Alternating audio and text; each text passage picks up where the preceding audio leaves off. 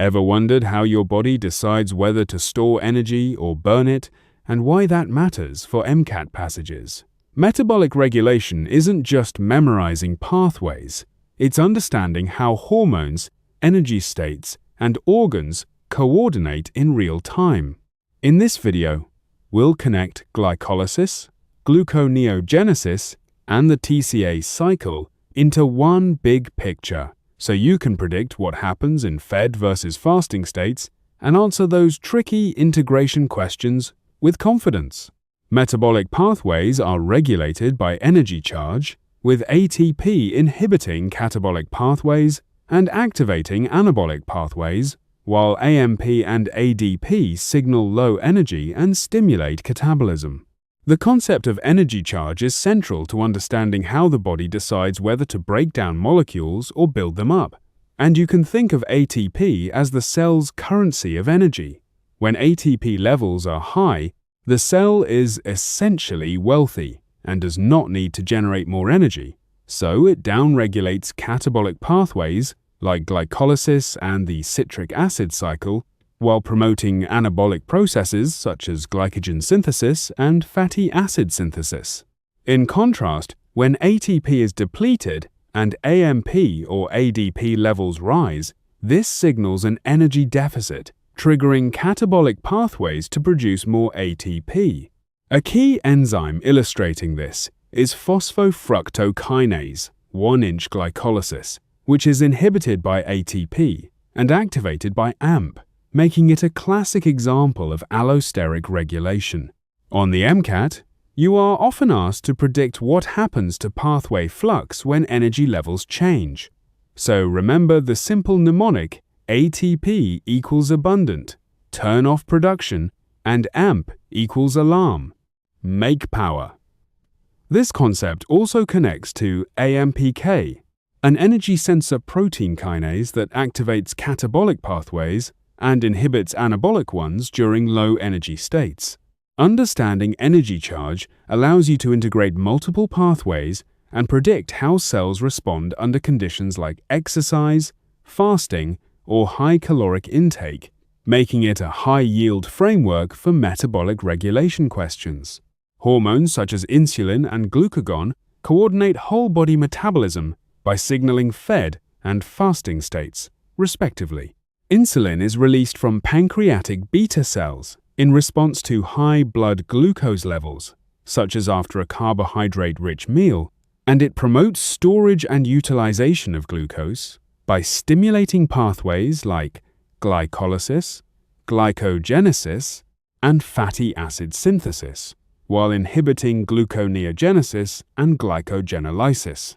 In contrast, glucagon is released from alpha cells during low blood glucose conditions, such as fasting, and it acts primarily on the liver to increase blood glucose by stimulating glycogenolysis and gluconeogenesis while inhibiting glycolysis.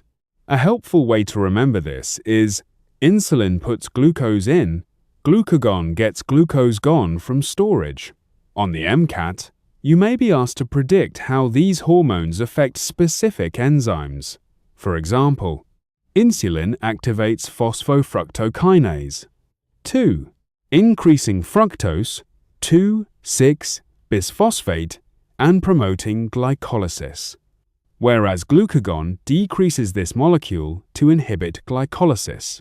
These hormonal effects are mediated through signaling cascades involving second messengers like CAMP and protein kinase A, linking this topic to signal transduction pathways. Additionally, insulin promotes glucose uptake in muscle and adipose tissue via GLUT4 transporters, a detail frequently tested. Understanding insulin and glucagon allows you to integrate organ-level metabolism, especially how the liver, muscle, and adipose tissue respond differently in fed versus fasting states. Key metabolic pathways, such as glycolysis, gluconeogenesis, and the citric acid cycle, are reciprocally regulated to prevent futile cycles. A futile cycle occurs when two opposing pathways run simultaneously, wasting energy without producing useful work. So the body uses regulatory mechanisms to ensure that when one pathway is active, the opposing one is inhibited. For example, glycolysis and gluconeogenesis share several enzymes, but differ at key irreversible steps, which are tightly regulated. Phosphofructokinase 1 drives glycolysis, while fructose 1,6-bisphosphatase drives gluconeogenesis, and these enzymes are regulated in opposite ways by molecules like ATP, AMP, and fructose 2,6-bisphosphate. When fructose 2,6-bisphosphate is high, glycolysis is favored and gluconeogenesis is suppressed, and vice versa. This reciprocal regulation ensures efficient use of resources, especially in the liver, which balances blood glucose levels.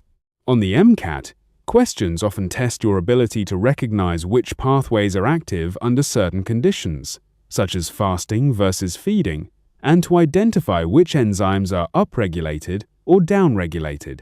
A useful mnemonic is, "Don't run both directions," reminding you that opposing pathways are never maximally active at the same time. This concept also extends to fatty acid synthesis versus beta oxidation, reinforcing the idea that metabolic integration involves coordinated regulation across multiple pathways to maintain homeostasis.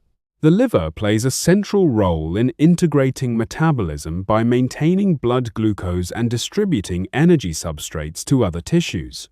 Unlike muscle, which primarily uses energy for itself, the liver acts as a metabolic hub that responds to hormonal signals and adjusts its pathways to stabilize blood glucose levels for the entire body.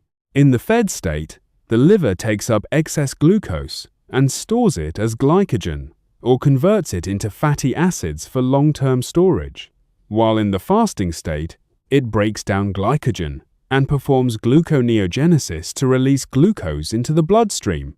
The liver also produces ketone bodies during prolonged fasting, providing an alternative fuel source for the brain and other tissues when glucose is scarce. A key MCAT concept is that the liver contains glucose, 6-phosphatase, allowing it to export free glucose, whereas muscle lacks this enzyme and cannot contribute directly to blood glucose levels. You should also remember the Cori cycle, where lactate produced by anaerobic glycolysis in muscle is sent to the liver and converted back into glucose, illustrating inter-organ metabolic integration. Thinking of the liver as the metabolic regulator of the bloodstream helps tie together multiple pathways and explains why liver dysfunction can disrupt energy balance so dramatically. Different tissues specialize in distinct metabolic roles, and integration between organs ensures efficient energy use across varying physiological states. Each tissue has unique metabolic capabilities based on its function and enzyme expression. For example, muscle is optimized for rapid ATP production and uses glycogen stores for its own activity. Adipose tissue specializes in energy storage, as triglycerides, and the brain relies almost exclusively on glucose under normal conditions, but can adapt to ketone bodies during prolonged fasting. Red blood cells, lacking mitochondria, depend entirely on glycolysis and produce lactate as a byproduct, which is then recycled by the liver. This division of labor allows the body to allocate resources efficiently depending on conditions like exercise, fasting, or stress. On the MCAT, you may be asked to compare how different tissues respond to hormonal signals. For instance, insulin increases glucose uptake in muscle and adipose tissue, but not in the liver, which uses GLUT2 transporters that are insulin independent. A helpful way to remember this is each tissue has a job, emphasizing specialization. Integration across tissues is what allows processes like the Cori cycle and the glucose-alanine cycle to function, linking muscle and liver metabolism. Understanding these differences is crucial for predicting metabolic responses and interpreting experimental or clinical scenarios on the exam.